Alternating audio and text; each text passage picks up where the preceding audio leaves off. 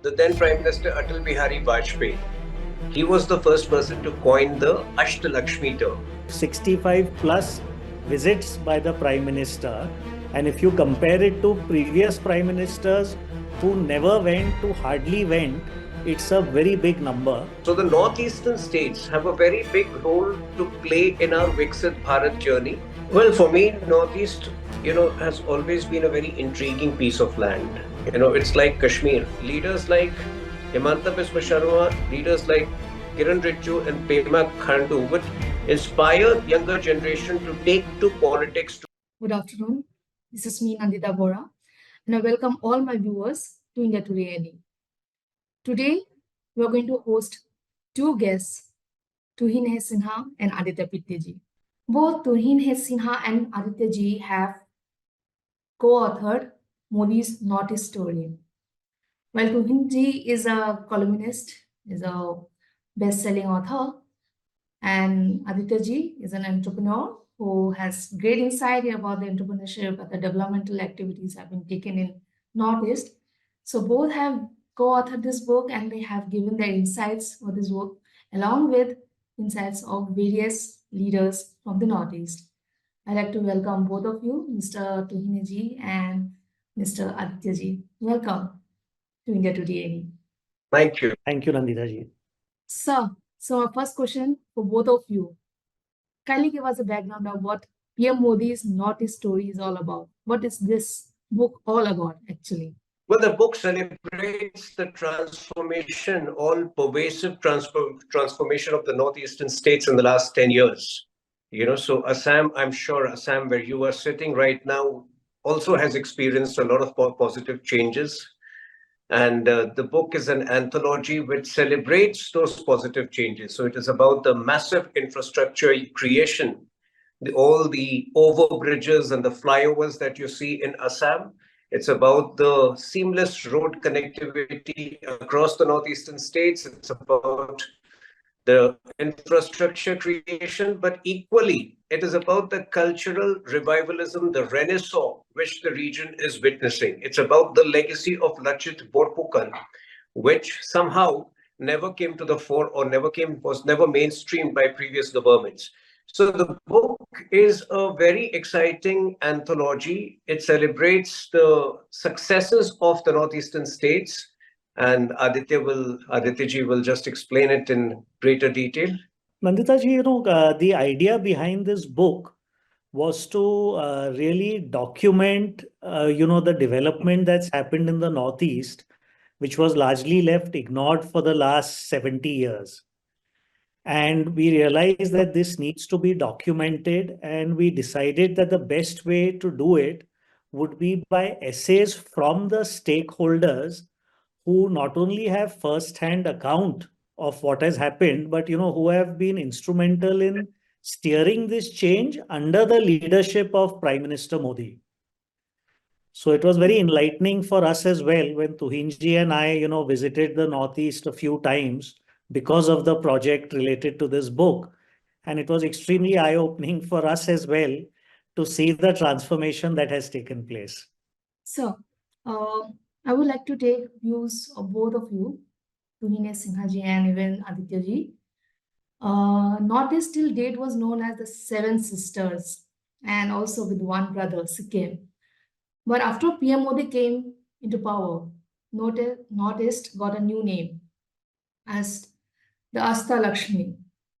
Can you enlighten the viewers of India TodayNE why Northeast has been named as the Ashtalakshmi and what is Ashtalakshmi all about? Now, the name Ashtalakshmi was actually given by the then Prime Minister Atal Bihari Vajpayee.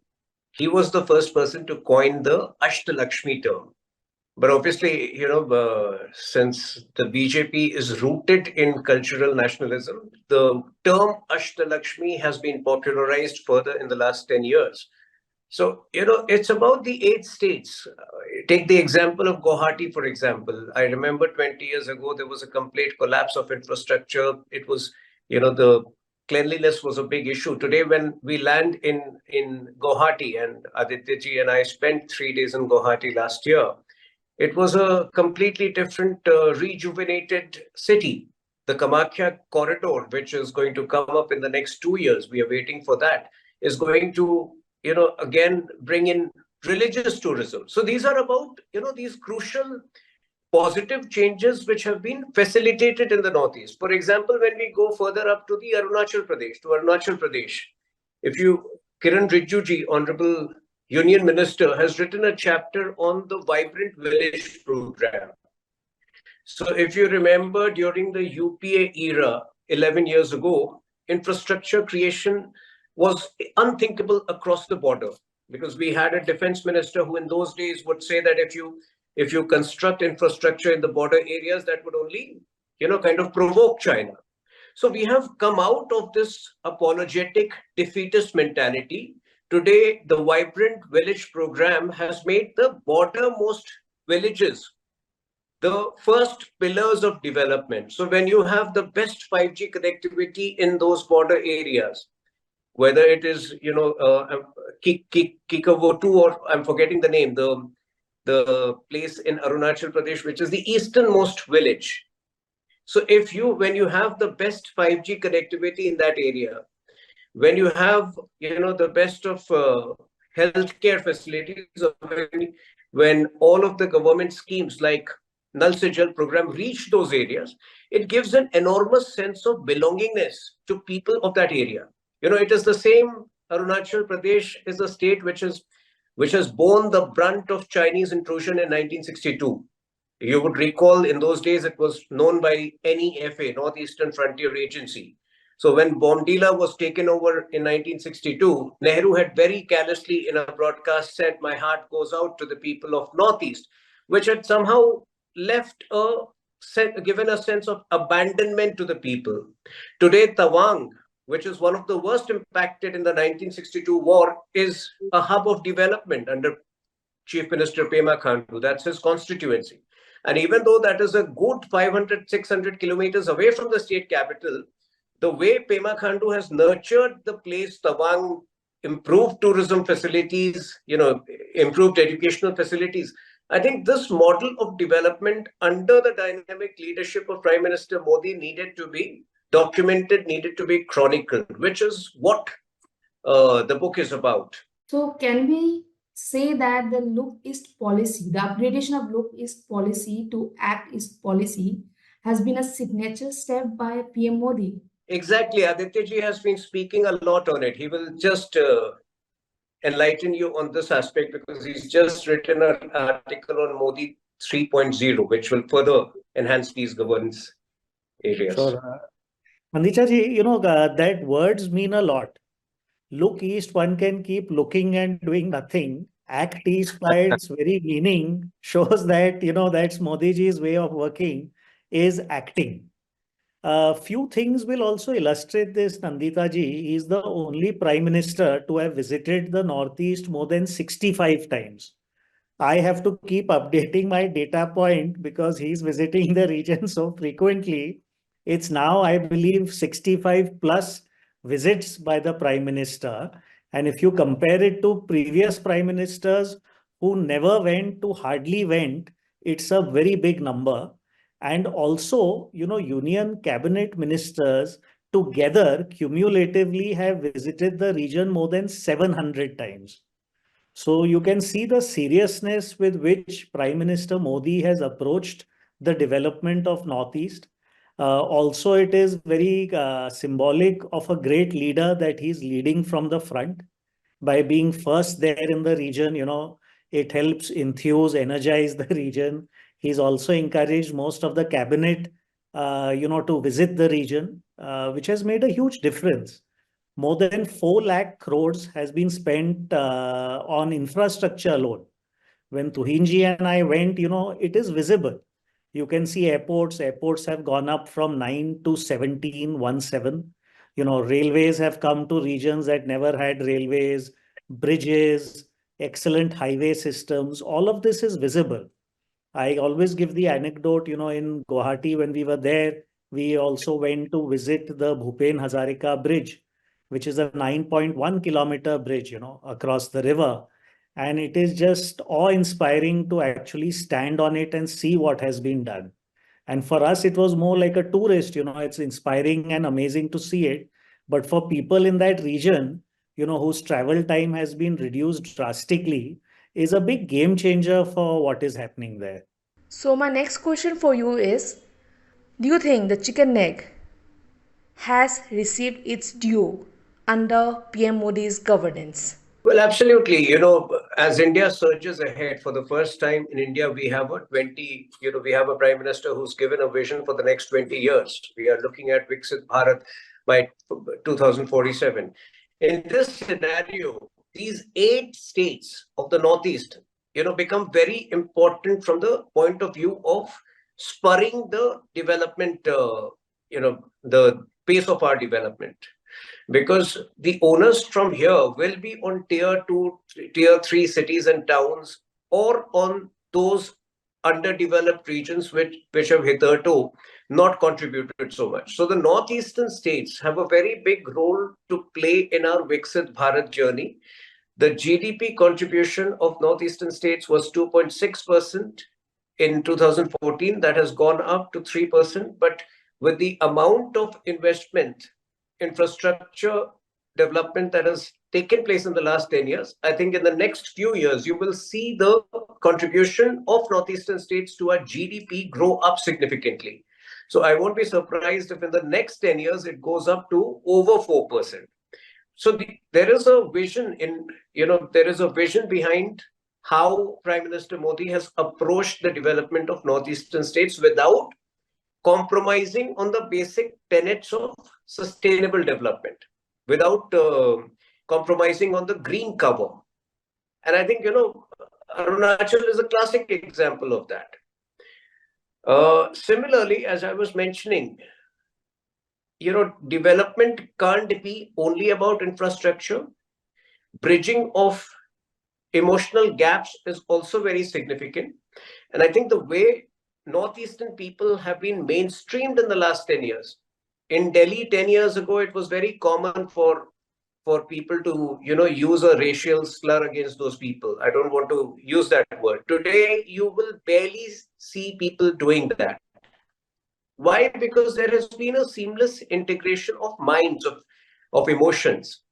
The Hornbill Festival of Nagaland today is a huge draw, not only for people in the Northeast, but even for people across the country. So in the first week of December, if you are in Delhi airport, there is a good chance that you will see, a crowd waiting to board the flight to Dimapur, just to travel and be a part of the Hornbill Festival. So, the fact is that Northeast has had ancient cultural and civilizational links with Bharat. Be it Rukmini, who was married to Bhagwan Krishna, or Chitrangada, the warrior princess from Manipur, who was married to Arjun in Mahabharata. But sadly, because of the callous attitude of the previous Congress governments, we always treated as Northeast as a place not intrinsically belonging to Bharat. We always treated them with kid gloves. We always encouraged separatist groups in the past. I think that has ended. Most of the disputes, whether it is border dispute between Assam and Arunachal Pradesh, Assam and Meghalaya, most of these have been resolved. And I think, the ethnic conflicts have gone down by 90%. Over a period of next 2 to 3 years, you will see whatever, remaining conflicts will also be buried or put behind conclusively. And like I said, the larger agenda remains very focused that Northeastern states have to contribute more significantly to our overall Viksit Bharat goals. Nandita ji, for sure, I would say it's a process. A lot has already been done, and Modi ji is still stressing, the importance of Northeast.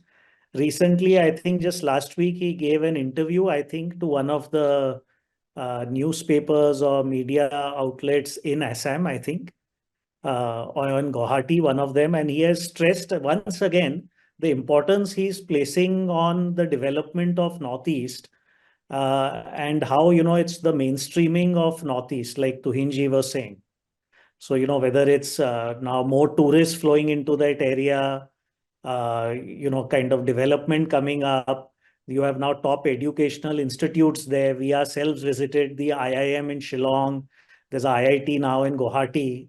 So it's all being mainstreamed. And I think what the Prime Minister is continuously stressing is that Viksit Bharat means a Viksit Northeast. And I think in turn, a Viksit Northeast means a Viksit Bharat. So these can't be seen in isolation. It's a very, very important part of India, and both these things are interlinked. Several leaders have given their thoughts, their views in this book. From Arunachal CM Pema Khandu, our Assam CM Himanta Biswa Sharma ji, they have given importance to the double engine government. I would like you to first tell what this double engine government is to our viewers, and how this double engine government has actually put an impetus to Northeast region, and how has Northeast region actually developed under this double engine government. Well, like, if you look at it yourself, had it been the Gogoi Sarkar in the Northeast, Assam would have continued to be known for illegal migration. Today, Assam is known for the complete healthcare revolution, the 14 new hospitals and cancer special hospitals which Himanta Biswa Sharma is setting up. So I think, this development push comes from the BJP ideology. Vikas and Virasat is something which the Prime Minister has always emphasized upon. Nutan and Puratan, bringing in new and innovative developments while retaining and taking pride in our cultural legacy. So I think that has been the philosophy of the BJP. In Assam, that has been duly executed and wonderfully executed by Himanta Biswa Sharma. In Arunachal Pradesh, if you look at the digital transformation, which has taken place in government systems and the official records. What used to happen in a place like Arunachal Pradesh was that from Itanagar, the border areas on the eastern side would be 450 to 500 kilometers away. So if government officials had to travel to the state capital, it would take them a good 24 to 36 hours just to meet the top officials. Today, due to the digital transformation that has come about in the governance, most of these trips are avoided, which has increased the productivity and efficiency of government officials. So Arunachal is a classic case study of digital transformation, and Prime Minister Modi has been so vocal about digital Bharat and digital transformation of Bharat. In fact, even in the hilly areas of Arunachal Pradesh, Nagaland, and Manipur, if you go by the real-time data available on different dashboards, Nal Se Jal Karyakram, which is about providing tap water connection to every household, that these schemes have achieved 85 to 90% success, even in the hilly terrain, which would have been unthinkable in the Congress era. So I think double engine Sarkar definitely helps, because it is under the leadership of Prime Minister Modi ji and under his mentorship that the chief ministers of different states have been energized, have been enthused to go that extra mile when it comes to digital transformation, when it comes to protecting national security, and similarly on other issues of national importance. I would also like to add one thing, Nandaji, that is extremely important, because I think when state governments act in concert with the central government, it really has a multiplier effect. It's an exponential impact that you see. In fact, adding to what Tuhinji said, Arunachal Pradesh achieved 100% Har Ghar Jal penetration in February this year, which is, just amazing what they have achieved. Also, overall, the development of Northeast really serves as a template of how development can take place in little underdeveloped regions in other places as well. So it's really a great case study of what can be done with great focus and coordinated efforts. Well, for me, Northeast, has always been a very intriguing piece of land. It's like Kashmir, a land so beautiful, a land blessed with natural resources and the most serene climate and natural beauty, why should such a beautiful land be, mired in all kinds of conflicts and controversies? So the fact that Prime Minister Modi has managed to pull the Northeast out of, out of those forces that were keeping it or dragging it behind and made it a hub of prosperity and development. I think this transformation had to be documented, not just for the people of India, not just for the people of Bharat, but also for all students of politics worldwide. Because this is a classic model of development which should be studied even by leaders in US, by leaders in Africa, by leaders in South America, on how, your infrastructure push along with dispute resolution mechanism, along with cultural revivalism can, transform a region mired into conflicts into a hub of development and a hub of prosperity. So I think this was a story waiting to be told. And like Aditya Mentioned, it would have been unfair for us to, attempt it entirely ourselves because we don't belong to the Northeast. So as students of Northeast, I would say we felt it would be better if we get these essays written by those people who have been direct executors of this transformation. So yeah, that was the whole idea. And one more thing which I would like to dwell upon is, see, the way leadership, the country's leadership, young leaders have been developed into national leaders from the Northeast. Kiran Rijiju ji serving as Union Law Minister, Himanta Biswa Sharma ji being one of the most popular CMs across the country. All this has a amazing effect on the young people of the region. It improves their political aspiration. It makes them more involved with the governance and political process.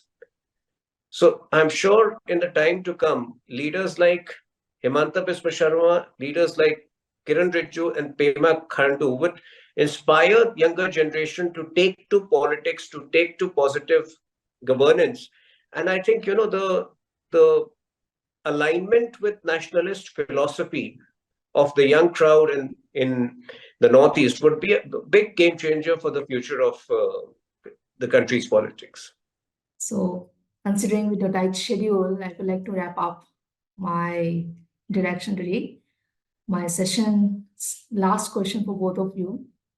As this book actually covers PM Modi's initiatives and developmental projects he has undertaken during his rule for the Northeast region, can this book pose as a challenge for the opposition parties, considering that elections are around the corner and just a few days from here now that everyone will be pitching their efforts for the elections? And with this book now, what would you like to say about it? Will this book create trouble for or will be able to pose any trouble for the opposition? Well, we are not worried about trouble because we are only focused on solving the troubles of the Congress era. So when you are focused on solving the problems of the Congress era, then nothing can be more satisfying, nothing can be more reassuring for the people. So you must read the book because the book, and in fact everybody in the Northeast should read the book because the book covers a wide gamut of areas, right from the healthcare transformation during the COVID months. The drone technology was employed to make sure that everybody was, vaccines were provided to everybody, even those living in the most far-flung villages. This was something which was unthinkable a few years ago. Similarly, there is a chapter which has been written only from the point of view of dispute resolution, the history of ethnic conflicts in the Northeast and how most of them have been solved in the last 10 years through diligent efforts of Honorable Home Minister and different CMs. There is one chapter on the legacy of Lachit Borphukan. There is a very enterprising young man from Manipur who has written on the entrepreneurial journey his entrepreneurial journey in Manipur and how that was aided by the initiatives of the Manipur government. There is a woman entrepreneur, Tagi Rita, who runs a winery, organic winery in Arunachal Pradesh. She has written about the entrepreneurial, initiatives of hers and how those were supported by the policies of Modi ji and Arunachal CM. So I think it's a very eclectic collection. You will have to everybody, sort of. I think one will have to really read the book. You must also read it. I don't think I have read the book. So once you read the book, you will be acquainted with the details and how good the book is. Right. And I didn't do it on Anthology. We try to present a factual account of what's taken place. Like Tuhi said, we've kept the chapters simple. In some of the chapters, there's a lot of data numbers as well. The idea was to present a factual collection, something that will be there for posterity. And like Tuhi had mentioned, people who are interested in the subject of Northeast or even, developmental politics will find this interesting and will say that it's a very good academic account of what's happened. And one thing, I'd like to just state towards the end, paraphrasing Honorable Prime Minister, I think सही समय है, सही समय है, भारत और Northeast का अनमोल समय है. Thank you for a valuable time. And I would like to, at the end, ask my viewers to actually read this book. And if any information you need about the Northeast, you can take from this book. I would like to encourage our readers, our viewers to actually read this book. Thank you so much.